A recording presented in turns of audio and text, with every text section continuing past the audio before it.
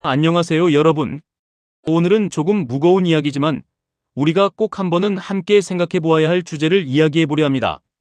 2026년 5월 일부 마케팅 표현과 역사적 상징 해석을 둘러싸고 제기된 이른바 탱크데이 논란은 많은 시민들에게 불편함과 상처를 남겼습니다.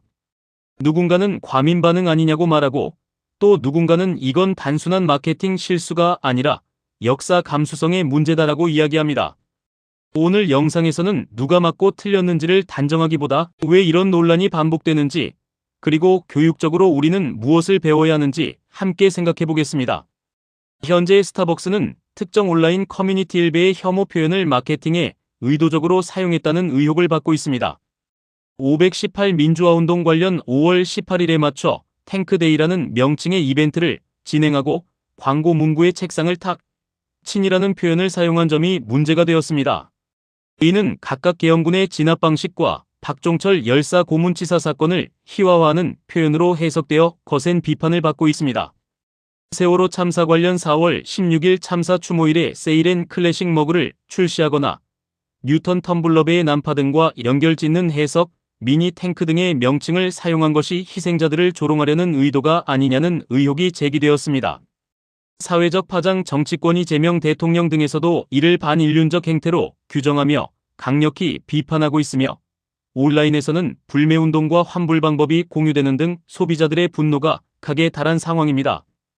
기업의 이윤보다 중요한 것은 인간에 대한 최소한의 예의와 공동체의 역사적 아픔에 대한 공감입니다. 스타벅스의 탱크데이 논란과 그에 따른 시민들의 반응을 통해 우리가 깊이 되새겨야 할 지점들을 정리해 보았습니다. 스타벅스 사태를 통해 본 민주시민의 자세. 1. 역사적 맥락에 대한 감수성, 히스토리컬 리터러시. 가장 큰 배울 점은 역사는 단순히 과거의 기록이 아니라 현재를 규정하는 살아있는 정신이라는 사실입니다. 특정 기업이 518 민주화운동 기념일에 탱크라는 소재를 마케팅에 활용한 것은 그날의 비극과 민주주의를 향한 숭고한 희생을 비하하거나 가볍게 여겼다는 비판을 피하기 어렵습니다. 결론, 성숙한 민주시민은 우리 사회가 공유하는 역사적 아픔과 가치에 공감할 줄 아는 역사적 감수성을 갖추어야 합니다. 2. 기업의 사회적 책임과 윤리적 소비. 과거에는 소비자가 상품의 질이나 가격만 보고 구매를 결정했다면, 이제는 기업의 철학과 가치가 구매의 핵심 기준이 되었습니다. 불매운동이나 정보 손절 뉴스에서 알 수 있듯 시민들은 자신의 신념과 어긋나는 기업에 대해 단호하게 목소리를 냅니다.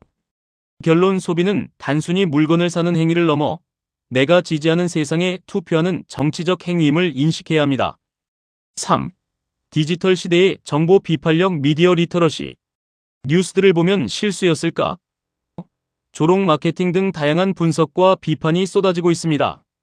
마케팅의 이면 속 사정을 파악하고 이것이 의도된 연출인지 아니면 무지에서 비롯된 참사인지 비판적으로 바라보는 안목이 필요합니다. 결론, 넘쳐나는 뉴스 속에서 본질을 꿰뚫어보고 공동체의 가치를 훼손하는 사안에 대해 건강한 여론을 형성하는 능력이 중요합니다.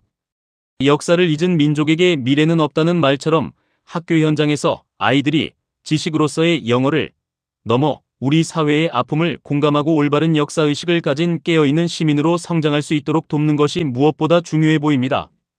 공감과 회복 중심의 교육이 이번 사태를 바라보는 가장 따뜻하고도 날카로운 시선이 아닐까 싶습니다. 온라인에서는 얼굴을 마주하지 않습니다. 그러다 보니 현실에서는 쉽게 하지 못할 말도 더 쉽게 소비됩니다. 특히 자극적인 표현은 빠르게 확산됩니다. 알고리즘은 선악을 판단하지 않습니다. 사람들이 오래 보는 콘텐츠를 더 보여줄 뿐입니다. 그래서 우리는 점점 더 강한 자극을 찾게 되고 어느 순간 타인의 고통조차 놀이처럼 소비될 위험이 생깁니다. 문제는 누군가의 상처를 대가로 한 웃음입니다.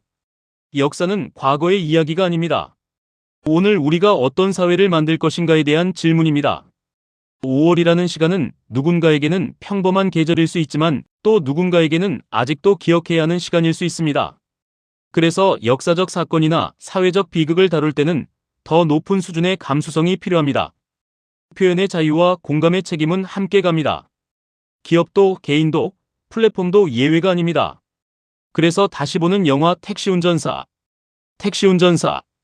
이 영화를 다시 떠올리는 이유는 단순히 과거를 기억하자는 의미가 아닙니다. 영화 속 주인공은 처음부터 영웅이 아니었습니다. 그 역시 평범한 사람이었습니다. 하지만 현실을 직접 마주하면서 선택합니다. 외면할 것인가? 기록할 것인가? 그 선택이 결국 역사를 움직였습니다. 영화가 우리에게 남긴 질문은 이것입니다. 내가 누군가의 고통을 마주했을 때 나는 어떤 사람이 될 것인가?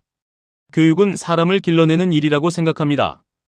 영어 한 문장을 읽더라도 누가 말했는지, 왜 그렇게 표현했는지, 그 안에 어떤 가치가 담겨 있는지를 함께 생각하는 힘. 그것이 진짜 읽기이고 진짜 시민 교육일지도 모릅니다. 우리는 역사를 기억하기 위해 배우는 것이 아닙니다. 더 나은 내일을 만들기 위해 배웁니다. 오늘 영상이 여러분에게 나는 어떤 사회를 만들고 싶은가를 한번 생각해보는 시간이 되었으면 좋겠습니다. 시청해주셔서 감사합니다.